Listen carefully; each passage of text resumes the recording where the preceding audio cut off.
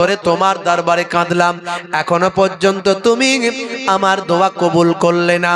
আহা, আমার মনে পড়ে গেছে জান্নাতে আমি একটা নাম দেখেছিলাম, আমার বংশধরদের মধ্যে থেকে, আমার সন্তানদের মধ্যে থেকে একটা সন্তান আসবেন, তিনি হবেন আখিরি জামানার পয়গম্বর, তিনি হবেন শেষ নবী।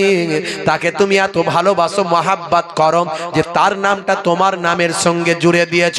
জান্নাতের দরজায় দরজায় যার নাম, যার নামটা আরো সে আজিমের নিচে যার নাম, যার নামটা কালেমাতে যার নাম, তার নামটা আমি জান্নাতে দেখেছি। সেখানে আমি দেখতে পেয়েছি লা ইলাহা ইল্লাল্লাহু মুহাম্মাদুর রাসূলুল্লাহ।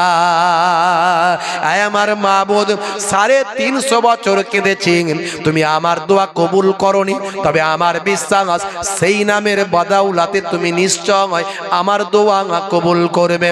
এখন আমি তোমার কাছে সেই নবীর নামটা দিয়ে সুপারিশ করছেন, সেই আমাদের আখিরি জামানার পয়গম্বর মুহাম্মাদুর রাসূলুল্লাহ সাল্লাল্লাহু আলাইহি ওয়াসাল্লামের নামের ওসিলায়, সেই পয়গম্বরের ওসিলায় হে আমার প্রভু, আমি আদমের দোয়াটা কবুল করে না।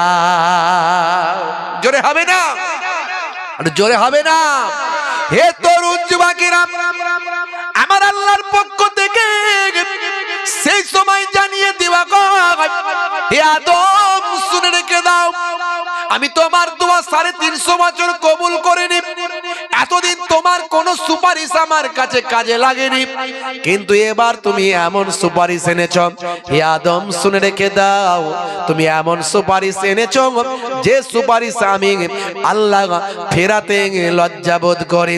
হে আদম শুনে রেখে দাও, তুমি যে নামটা নিয়ে এসেছ, যে নামের সুপারিশ চেয়েছ, তিনি হলেন নবিউল আম্বিয়া, তিনি হবেন আখিরি জামানার পয়গম্বর, আর তাকে আমি আল্লাহ বানিয়েছি ইমামুল আম্বিয়া, সমস্ত নবীদের ইমাম, সমস্ত নবীদের নেতা বানিয়েছি। এতদিন পর্যন্ত তোমার দোয়া ফিরিয়ে দিয়েছি, কিন্তু এবার আমি আর ফেরাতে পারলাম না। যাও যাও আদম, আমার সেই নবীর ওসিলায় আমি আল্লাহ তোমার দোয়াকে কবুল করে নিলাম। জোরে হবে না, আরে জোরে হবে না। মাথা তুললেন, খুশি হয়ে গেলেন।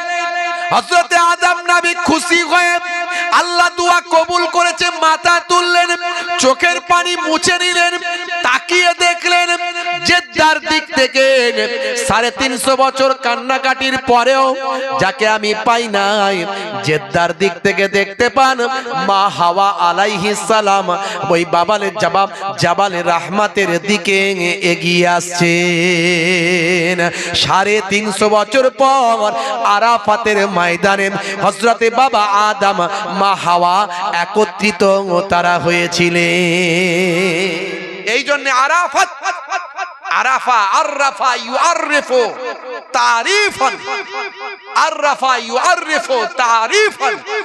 বাবজি আমার, এই আরাফা, আরাফা আররাফা ইউআররিফু, এই আরাফাত বলা হয় অর্থাৎ পেহচাননা, চিননা, জাননা, পেহচাননা, এই চেনা জানা পরিচয়, এই পরিচয় ঘটেছিল 350 বছর পর। এই জন্য এটাকে বলা হয় আরাফাতের ময়দান। জোরে বলুন সুবহানাল্লাহ। বাপজি আমার, তরুণ যুবকেরা আমার, মুরব্বিয়ানেরা আমার, ভাইরা আমার, তাহলে আদম নবীকে আল্লাহ সৃষ্টি করে মা হাওয়া আলাইহিস সালাতু ওয়াস সালামকে আল্লাহ সৃষ্টি করেছিলেন। শয়তান ওয়াসওয়াসা দেওয়া শুরু করেছিল উম্মতে আদমকে, সমস্ত নবীদের উম্মতকে, আখিরি জামানার পয়গম্বরের উম্মতকেও শয়তান ওয়াসওয়াসা দেবে। মিনাল জিন্নাতে ওয়ান নাস, মানুষের মধ্যে থেকে, জিনেদের মধ্যে থেকে।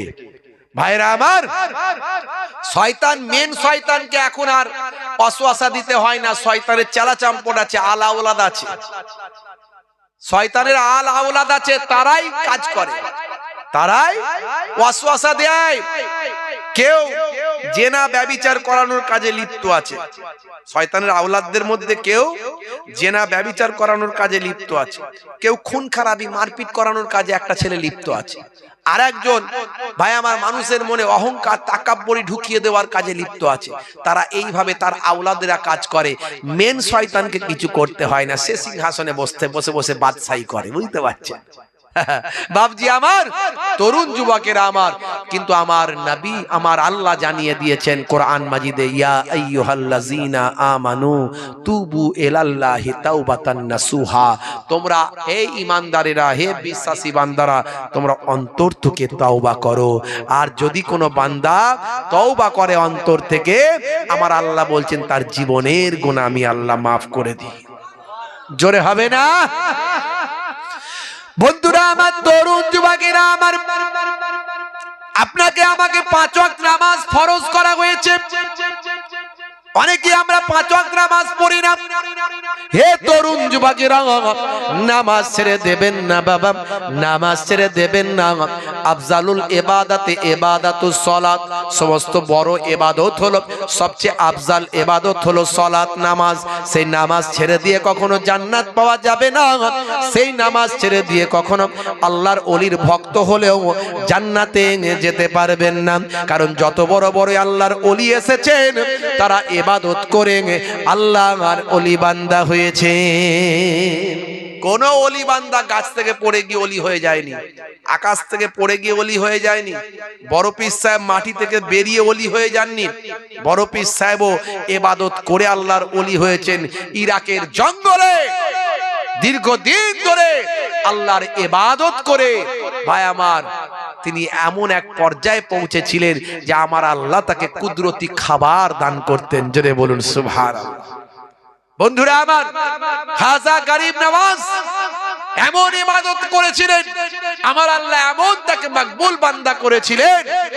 পৃথ্বীরাজ চৌহান যখন ভাই আমার আনা সাগরের পানি তুলতে নিষেধ করেছিলেন, যে পানিতে হাত ডোবাতে পারবে না, শরীর লাগাতে পারবে না, ধৌত করতে পারবে না, কারণ এই আনা সাগরটা আমাদের জন্য পবিত্র।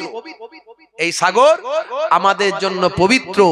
এখানে যারা যারা দর্শনার্থী দর্শন করতে আসে এই টেম্পলে, তখন এই আজমির শরীফের জমিনে একটা টেম্পল ছিল, একটা উপাসনা গৃহ ছিল। এই রাজা রানীর নামে গৃহ। গৃহটা কি? রাজা রানীর নামে গৃহ। এই গৃহে যারা আরাধনা করতে আসতো, তারা ওই বাবা আনা সাগরে এসে ডুবুক মারতো, গোসল করত। আর করলে তাদের ধারণা ছিল যে সমস্ত তাদের পাপ ধুয়ে সাফ হয়ে যায়। আমার আল্লাহ এই রকম দুর্দিনে দুঃসময়ে যখন মানুষ ভাই আমার আল্লাহকে চেনে না, নবীকে চেনে না, এই রকম সময় আমার আল্লাহ আজমিরের জমিনে পাঠালেন কাকে? হিন্দুস্তানের শাহিনশাহ বাদশাহ সুলতানুল হিন্দ খাজা গরিব নওয়াজ মাইনুদ্দিন চিশতি আজমিরি সঞ্জারি রহমাতুল্লাহ আলাইহিকে। জোরে হবে না? আর জোরে হবে না? হে তরুণ যুবকেরা, তিনি নামাজ পড়েছিলেন। বন্ধুরা আমার, তার কয়েকজন মুরিদিন মুহিব্বিনকে নিয়ে আনা সাগরের পারে এসে, হে তরুণ যুবকেরা, তিনি সেখানে ভাই আমার এসে যখন পৌঁছালেন, তখন আসরের টাইম হয়ে গেছে, আসরের সময় হয়ে গিয়েছে। হে জওয়ান যুবকেরা, তিনি তার মুরিদিন মুহিব্বিনদের বললেন, হে বাবারা শুনে রেখে দাও, আসরের সময় হয়ে গিয়েছে, আমরা কয়েকজন আছি, এখন নামাজটা আদা করব, আজানটা দিয়ে দাও বাবা। হুজুরের একজন মহাব্বতের মুরিদ ছিলেন, নাম তার কি জানেন?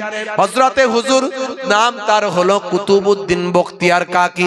নাম শুনেছেন বাবা? খাজা গরিব নওয়াজের একজন মুরিদ, পরবর্তীকালে তিনি জামানার মস্ত বড় ওলি হয়েছিলেন। নাম হলো হযরতে কুতুবউদ্দিন বখতিয়ার কাকি রাহমাতুল্লাহ আলাইহি। আমার আল্লাহ তার উপর রহমত নাজিল করুন। হে তরুণ যুবকেরা,